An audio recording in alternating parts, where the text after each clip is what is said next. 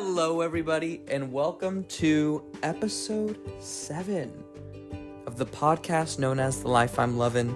My name is Vincent, and this little lady over here, this talkative little lady over here, is my co-hostess with the mostest, Scarlett. Today is a good day. We're having a good day, huh? It's been raining the past couple days, but the second half of today was very sunny, which is always great. And Scarlett, Jen, and I, as well as a couple of friends, are going to be going to the mountains for a little extended vacay for the weekend. So we're very excited for that. Mentally checked out, probably at about 80% right now. I still have to work tomorrow. We'll see how much work I actually get done, but that's the fun of vacation. Your body may not go on vacation until one day, but your brain checks out a day or two before. And that's always fun because then you're like mentally on break when you should be getting stuff done, and then you're actually on break literally. And when I say that's fun, it's kind of annoying because you want to get work done, but then your brain's like, you're going on vacation in 2 days, you're fine. But then you're like, but I'm gonna be behind on work. And then your brain's like, so? And then you can't help but agree because what a good bullet point that is, right, Scarlett? Thank you for your agreement, Scarlett. The reason why we're actually going to the mountains, and we go to the mountains around this time every year, is to celebrate Scarlett's birthday. Woo! Yay, Scarlett's birthday! Wow! How old are you turning, Scarlett? Yes, you are turning the big 04 Quattro. It seems like just yesterday. We had brought you home and you were pooping all over our place because you were marking your territory at such a young age. And even though you didn't know who we were, and you probably didn't like us from taking you out of that little corner that you were hiding in, you loved us enough to poop all over our apartment. Blessed and honored. We assume Scarlett's birthday is February 26th, so that's usually around the time that we celebrate her birthday. And we give you a lot of toys, and we go to the snow. We give you a lot of treats.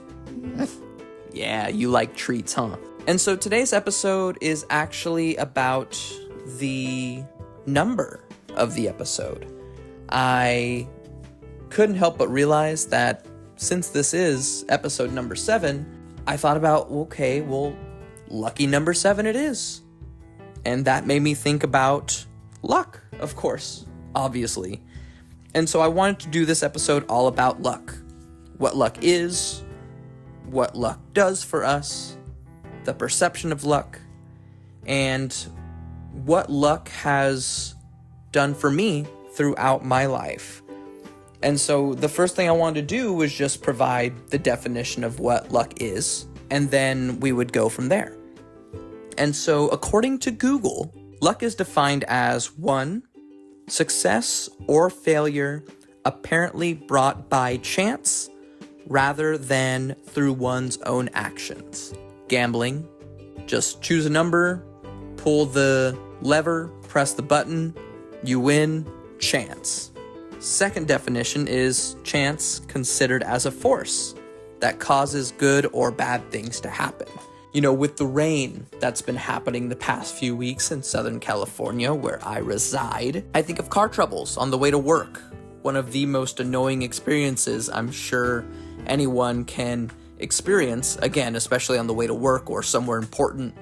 You get a flat tire, check engine light comes on, things of that nature. Bad luck, things that don't happen often, but happen at the worst possible time. When I think of luck, I think of first, obviously, Lucky Charms. The cereal, magically delicious, but then you have the characters. You have the horseshoe, you have the 4-leaf clover, of course, the rainbow. Not a Lucky Charm, although probably should be for maybe like a Halloween version, the Lucky Rabbit's Foot.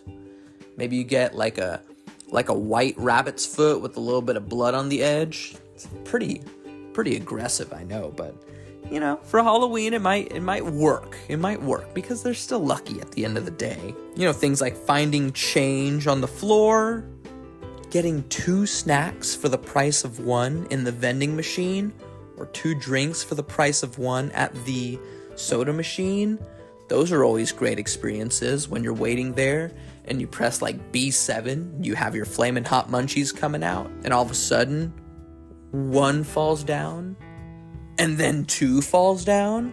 What an exciting way to spend $1.50 for 2 bags of chips. Nowadays, you get a bag of chips, it's like $3 for just 1. Inflation, am I right? You have guessing right on the test. Of course, whenever you guess, it's gotta be C. C's obviously the answer. In times where you have no idea what the answer is. All teachers, I'm sure they do the same thing. They're like, okay, well, I don't want them to get this one right. It's quite the head scratcher. Let's just put the answer as C because they'll never know. Luckily, we know. Up until the end of my football career, lack of injuries. You have a lot of people around you who are getting hurt, who are, getting sidelined for this and that. Throughout the majority of my career, probably 90% of my career, I never really got hurt. So to me, that was good luck. Always a great experience and always a welcoming experience was when you ordered fries and you get an onion ring or 2 in the bag. Ladies and gentlemen, if that doesn't bring a happy tear to your face, I'm sorry, but you are not doing life correctly. What a great stroke of luck to get a combo side for the price of 1 side. Mind-boggling. Very welcoming. I love onion rings, but they're usually more expensive than French fries, so I will welcome that with open arms.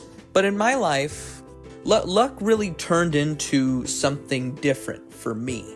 I don't really consider myself to be lucky or unlucky.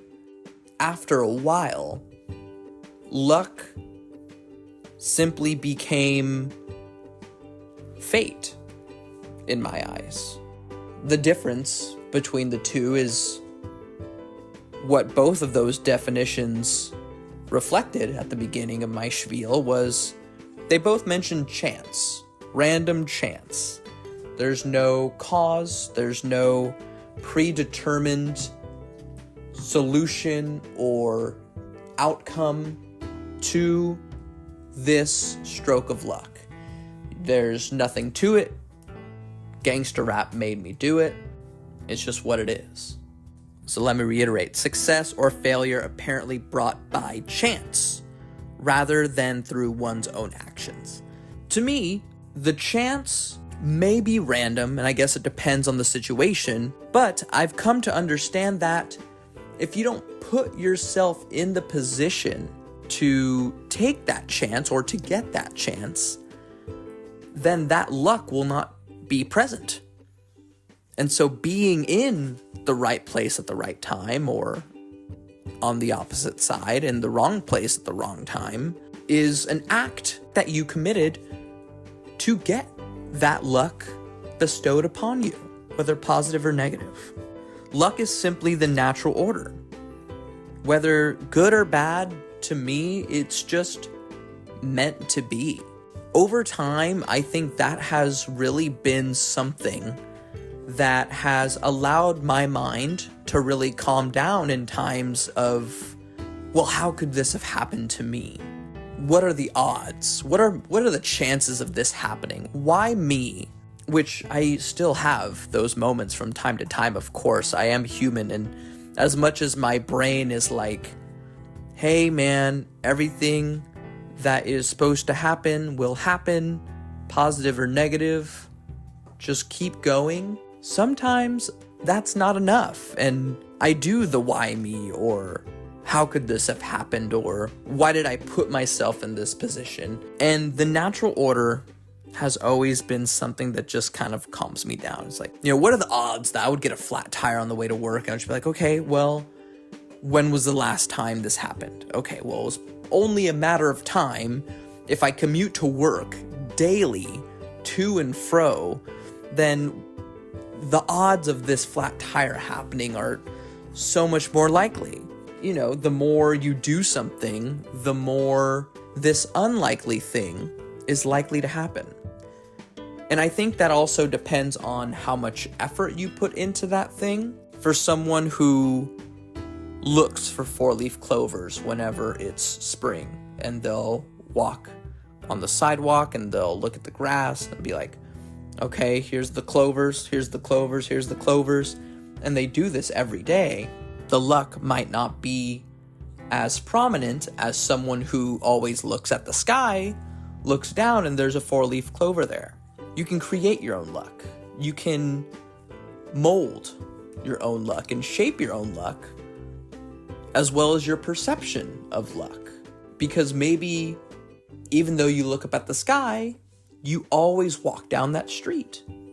And that's you creating your luck. You put yourself in a position to see the four-leaf clover on the floor, which then boosted your emotions and your overall feeling for the day because a stroke of good luck just came your way. That's something that I have, again, been trying to instill in my brain, because my brain thinks a lot, ladies and gentlemen.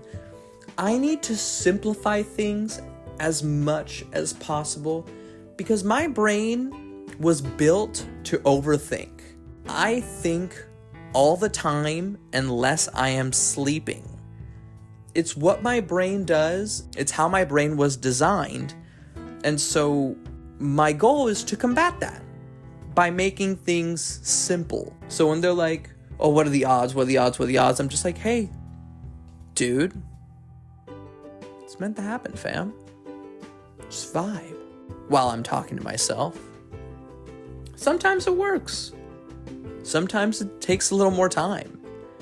But it works for me. I'm going to tell you how I came about this thought process through a few stories that I had gone through throughout my life that I could have taken one way or the other. And in the beginning, I didn't take it well. But over time, you look at the big picture and you're like, okay, this happened for a reason.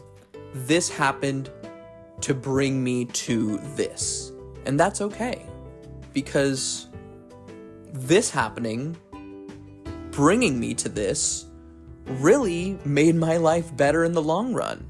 For those of you who have seen me on the basketball court, I might not be the tallest person in the world, but my skills are pretty solid. Not to toot my own horn, but I'm not terrible. On a scale of 1 to 10 in, let's say, outdoor park skills, probably a 5, which is not bad. Which is not bad in my eyes. You understand that I'm not the fastest person in the world. Heck, I'm not the best shooter in the world. But I play to my strengths. I actually did this a couple days ago in my adult league basketball game. What I do bring to the table is a mean hook shot. For those of you who don't know what a hook shot is, one arm out, you have the ball in hand, and you throw it over your head to your other arm. So it's kind of like, you're like a hook. You're hooking it in. The hook shot was something that, to this day, a lot of people think is a very lucky shot. Because it's very outlandish. You don't see it coming. You don't see people shooting hook shots every day. Magic had a mean hook shot. Magic Johnson had a mean hook shot. Kareem Abdul-Jabbar had a mean hook shot. The grades can do it. So can I.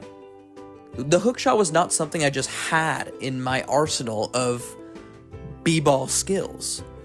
It was something that just kind of came to be out of chance, luck. It worked, so I just kept doing it, sort of thing. And it starts with me growing up as a basketball player. I played basketball for quite a few years. I did stop throughout middle school and high school only because, again, my height got in the way. Prior to my height getting in the way, up until about 6th grade, I was actually a center in basketball. What a center is, they're in the center. They're usually one of the taller players on the team. They, are the rebounders. They shoot closer to the basket. They are the defenders, the rim protectors. They're not the runners. They're not the shooters from outside, the Steph Currys, the point guards, shooting guards. They're in the middle. They're holding it down. They're in the trenches. And that was always my position up until 7th grade, when everyone decided to get a growth spurt, but I. And that year of basketball was my last, actually, in organized basketball, because I went from scoring and rebounding and being an all-star to getting blocked nearly every play. Someone would hit the ball out of my hands when I tried to shoot. I couldn't dribble or do anything. It was very, very unpleasant for me. Like I said, what is it? Do you hear something? Do you sense a disturbance in the force? And so as everyone grew, I got quote unquote bad at basketball because everyone else got taller and I couldn't keep up. I couldn't play my position the way I was accustomed to playing my position. I had stopped playing basketball for a while. I stopped playing basketball for a few years. Up until freshman year of high school, I did the basketball summer camp, but I didn't go to tryouts. I didn't feel like I was good enough. Plain and simple. And after I had quit football at 16, that's when things started to change. Even though I wasn't as tall as everybody else, once I quit football, I lost a bunch of mass. Because in football, they wanted you to be a wall. They wanted you to be thick. They wanted you to eat a lot of protein and work out all the time. And once I stopped doing that, granted I kept working out, I lost all my mass. I lost about 50 pounds or so, which made me lighter. So I got faster, but I also kept my strength. One thing about me that is very misleading is my wingspan. When I put my arms out and reach out on each side, your wingspan is usually as long as you are tall. So if I'm 5'7 3/4", don't get it twisted, my wingspan would then be 5'7 3/4 long. But ladies and gentlemen, here's the kicker. My wingspan is 6 feet long. And that gave me an advantage. Because even though my arms themselves aren't long, I have a very wide body. My shoulders are wider than the average man. Isn't that cool? Play to your strengths. It is what it is. The hook shot allowed me to use my shoulder width and my long wingspan to get separation. So even though they were taller than me and they tried to block me, I was far enough away to shoot over them. And ladies and gentlemen, when I found out that the hook shot was doable, I started doing it, plain and simple. And so once people started seeing it for the first time, like, that's such a lucky shot. You wouldn't make that again. That was so lucky. You could never. You just hurled it up there like some sort of madman. You're just out here hurling shots. And that one just happened to go in. Little did they know, ladies and gentlemen, that when I would go home, I would practice the hook shot. And even though I wasn't playing with them the next day, I would do it again the next day. And someone else would be like, oh, that's such a lucky shot. You would never do that again. And I just kept doing it. I kept doing something that worked for me that other people simply perceived as luck. No one can make that shot on a regular basis. It's so outlandish. It doesn't make sense. Why does anyone shoot like that in the first place? And then it hit me. That's when luck became man-made. That's when people would say, that shot is so lucky. You didn't even know what you were doing. You just threw it up there. It made me feel good. I'm going to be honest. It made me feel good to hear someone think that something that I do is rare. That doesn't happen all the time. To them, it was a 1 in a million shot, 1 in 1,000 shot. To me, it was one of the 1,000 times that I shot it. Luck is in the eye of the beholder. What they thought was lucky, I thought was another day at the office. And I think at 16, that was the point where I was like, okay, well, luck isn't random to everybody. Because to the person on the outside looking in at the person who just won the lottery, the person holding up the big check buys a lotto ticket every week for the past 20 years. Make your own luck. And that's when things started, to make sense. And it took me a while, I'm going to be honest. It took me 16 years to really understand that there are things that I can do to make my own luck. A lot of the things that go on in my life do have to do with sports. Sports were a big part of my life. One of the things that happened to me that at the time I thought was terrible luck was that during my last year of football, I actually sprained one of my ankles. So I sat out a week, came back the week after, and I sprained my other ankle the week after I came back. Bad luck. Bad luck. How could it not be? What are the odds of spraining 2 ankles in 3 weeks after 11 years of playing football and never getting hurt? Well, I thought it was bad luck at the time.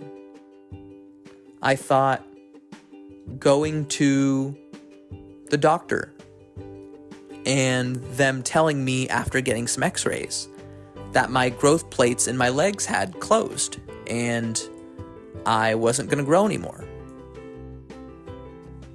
Bad luck.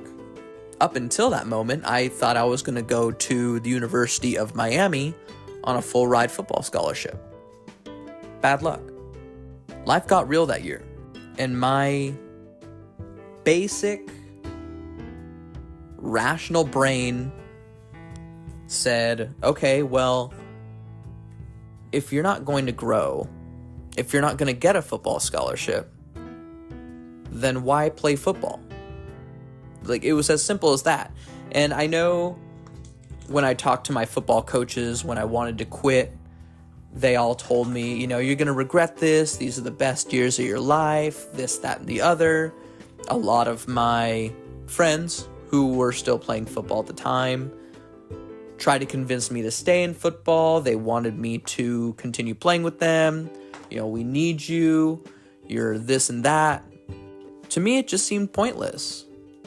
It's like, if I don't have a future in this, why am I still doing it? What purpose does this serve me? I had a great group of friends that had already quit football prior to me, and it's not like if I had quit football that I was going to lose them. It's not like I was going to lose my family. It's not like I was going to lose my brain, my body, my soul. I was just going to lose playing football. Not even, because then I would go and play at the park. And that would go into another story that I'll talk about in a minute. But I tried to find something else. It allowed me to search for what my life was going to be like outside of football. And I had to believe that spraining my ankle, going to the doctor, the growth plates closing, was a part of a plan. And that, along with a few other life moments that were more on the negative side, really put me into a more thoughtful zone. Now, ladies and gentlemen, when I tell you I think a lot, when I was younger, those thoughts were not filtered. I would say whatever was on my mind for the most part.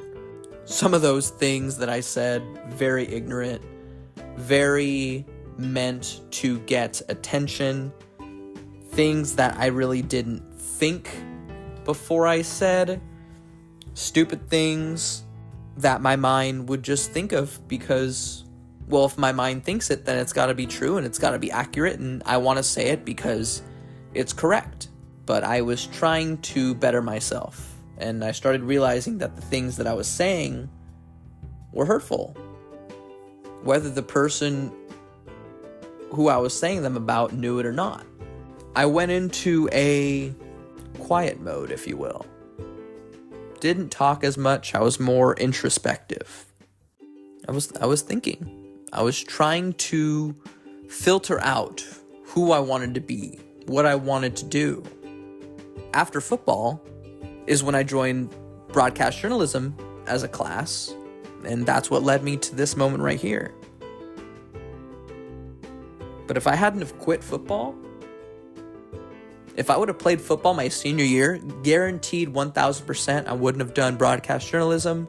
I would have been so confused when I got to college. I don't know that for sure, but it seems like I would have been, because I would have had no idea what I was doing. And after a while, I felt comfort, thinking that everything that I was going through had a purpose. It wasn't just random. It wasn't just luck. It wasn't just finding a dollar on the floor. It was finding the dollar I needed to replenish my body after a long day in the hot sun. It was figuring out how to adapt to my surroundings. Even though everyone grew around me, I was able to find a way to still be successful at a sport that I love in my own way. To where even today I'm happy playing basketball in my adult league, shooting the shots that I like to shoot, making my teammates, my opponents, and the crowd be in awe when I do some really outlandish things on the court, in a positive way, of course. And my third run-in with luck, something that again at the time did not seem very lucky to me, was one day, me and my buddies, we were playing basketball. It was a great, fun day, January 2016. I remember it well. There's maybe about 6 of us at the time. And we were at the park. We were playing basketball. We were playing on half of the court because there was only 6 of us. We weren't going to play full court. Way too much running. Super unnecessary. And as we were playing, a couple of our friends showed up. 4 of them, enough to run 5-on-5 full court. One of my friends came up to me and they said, "Hey, should we start running full court?" And I said, "Well, we have a couple more points that we need to score to win the game, so let's just wait until the game is over and then we'll run full court." While we were running our game on half of the court, a man and his son came and started shooting on the other side. Once we were done playing, we noticed that there was another court next to us that was open. It was a half court, so it was perfect for the man and the son to move over. So we walked up to them, we asked, "Do you guys mind playing over there so that we can run our full court game over here?" And the man looked at us and they were like, "No, we're going to stay here." And we were like, "Are you serious?" He's like, "Yeah, we got here. We can stay here if we want to." And at that moment, it was just like, okay, whatever. This guy's being difficult. Let's go play football instead. There was a grass area right next to the basketball court. So we all went, we picked our teams, we got in position. And I want to say it might have been the first play. I know, Scarlett, I know. This is where it gets kind of nuts. And it was like the first play of the game. I don't remember who was at quarterback, but I was a wide receiver and I was being guarded by one of my buddies, one of the stronger guys in our friend group. So in my head, I thought, okay, I really got to outsmart this guy, make sure I can get a touchdown in. Once the ball snapped, I took about 6 steps, ran forward, and then I cut right. So when I cut right, I turned my head to the right, and I got my hands open. I was ready to catch the ball. In my head, I was like, okay, once he throws me the ball, I'm going to cut inside, and that should allow me an opening to at least get some more yards. And so I ran up, cut right, caught the ball, tried to cut left, and I collapsed immediately. I look over, and the guy who was guarding me, one of the strongest guys I've ever known, I see him like tiptoeing away, just freaked out. I look down at my leg, and my right leg, the leg that I used to plant and try and cut inside after I cut the ball, my foot was on its side completely. My knee was up, but my foot had fallen right, and it was just like on the floor, attached to my leg. I had ripped my ankle, just twisted it out, completely broken. I laid there, and luckily I had a great group of friends who stayed with me. The paramedics came. I just remember staring up at the sky, looking at these birds flying by, just like, this is happening. This is where my life is at right now. Arguably the craziest injury of my life is going on at this very moment. So what more can you do? I think the adrenaline was rushing through my body so fast that I couldn't really feel pain until later that night. Again, very grateful for my friends who were there and who helped me out through that time. But that year was a life-changing year for me. Now, at the moment, terrible luck. The first few months of that injury, I hated it because I was starting community college that next week. I'm a very, very do-it-myself kind of person. I don't like people moving out of the way for me. I don't like people doing things for me. I love to do things myself. And people had to get out of the way for me to get up and get my crutches and go to the bathroom and, do the simplest tasks. Everyone had to look out for me. And when I went to school, I couldn't drive. My mom had to take me to school for that entire semester. And when you're 20, turning 21 that May, and it's January, February, March, April, you want to be able to drive. You want to be able to live your life. You want to be able to not ask for help for the smallest things. And it was a very unpleasant time for me, but it was something where I had to believe that it was for a reason. That whole time, I didn't really realize it. But the more I stayed at home, the less I did, the more I got tired of the same thing every day. Being at home, the same city, this and that. I was ready. I was ready to go. I was ready to get healthy and move on.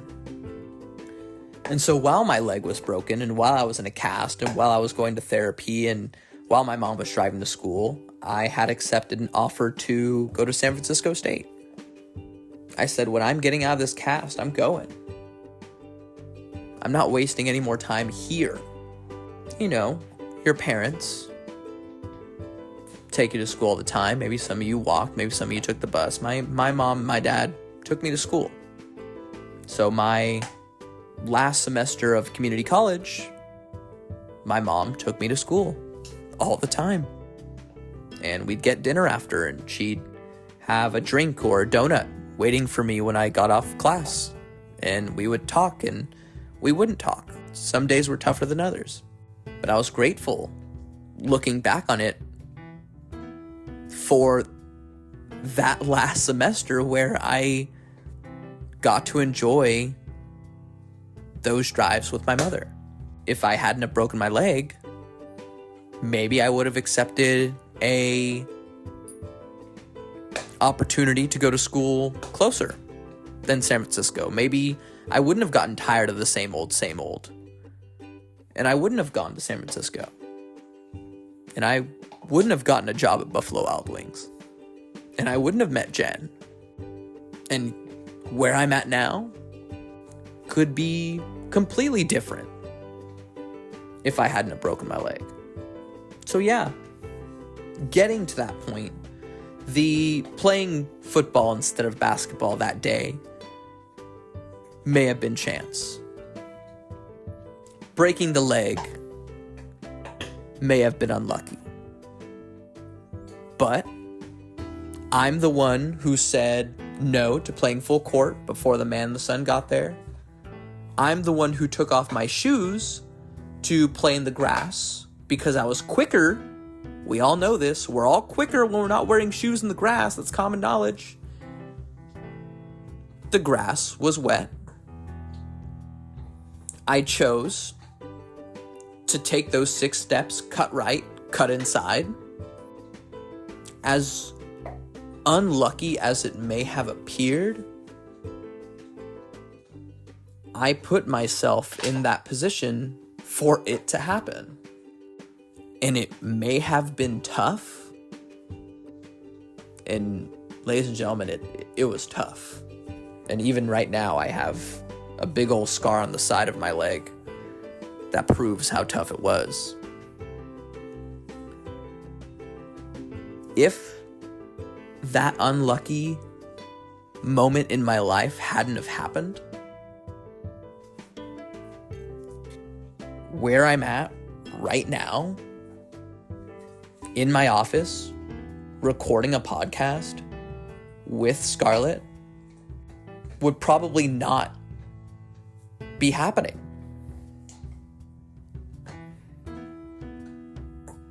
And I have that unlucky moment to thank, because it was all a part of the plan to get me here.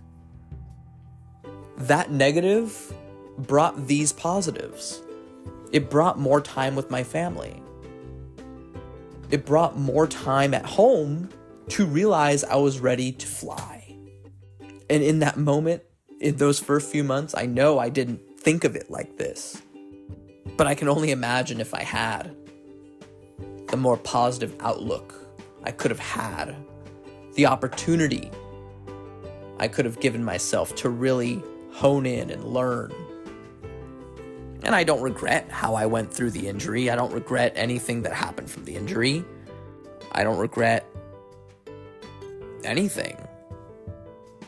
Because again, every good and bad thing that's happened to me, every lucky, unlucky thing that's happened to me, everyone else growing in middle school but me, my first 2 injuries ever happening at 16 within 3 weeks of each other, going to the doctor, realizing my growth plates are done, breaking my ankle, all of those led to good things. Things that technically in this moment are a big part of my life. A couple days ago, I was playing my adult league game. Past few weeks, I had a strained hamstring. A couple days ago, hook shot. 2 of my 4 points that night. Recording the podcast. Something I found after quitting football. After I found out my growth plates were done. Being here. Having Jen. Who knows if I would have moved if that ankle never had broken. Luck is what you make it. Luck is what I made it. It's perception. And now, yes, those were huge, big, unlucky things. But it's how you perceive it. It's how I perceived it. I'm not here to tell you what you should do. I'm just here to tell you that if I didn't think of those things how I think of them now, I don't think my feelings would be as positive. I don't think I would be as grateful. I don't think I'd be as understanding. I don't think I'd have as little regrets as I do as I record this episode. If it's meant to be, then why do I have a problem with it? And I have to believe that. I have to believe that to calm my mind. I have to believe that to make me feel like all of the dark times that I've been through are worth something. And they are. Darkest before the dawn, that's legit. When I feel so down, when I'm in hour 5 of work and I'm like, I am over it, there's only 3 hours left. You've already made it through over halfway of the workday. You're almost there. And then, boom, you feel a little bit more positive. I feel a little bit more positive. One thing you guys gotta understand is when I say you, usually talking to me, I do that. When I talk to myself, I'll be like, okay, you need to do this, this, and this. And I'm talking to a mirror, or I'm just setting my day up. I'm like, okay, these are the things that you need to do. I'm talking to me. Sorry, Scarlett, I'm not even talking to you. Hi. Yes, I'm talking to you now, though, so you were right about that. And so, guys, with that being said, I feel like I got a little more emotional than I usually do on these, because I never get emotional, guys. I think if there's one thing that you guys should take from these episodes is that I am 0% emotional. Right, Scarlett? Hey, I said I'm not emotional. Don't call me that. Well, I guess I can't argue with that. Maybe I am a little emotional. Teensy bit. Oh. Who's emotional now? Yes, you're the emotional one, huh? And I'm not looking in a mirror again. I'm not speaking to you, but really speaking about myself. Because maybe we're just both emotional. Maybe that's why we work together. We have a good thing going, Scarlett. You and I against the world. Podcast or no podcast, we're gonna run the world. Girls! Thank you guys for listening to another one of my many rants that are going to be blessing your ears, hopefully. Hope you guys still enjoy these. I'm gonna keep making them. Again, let me know if there's anything that you guys want me to talk about or not talk about ever again.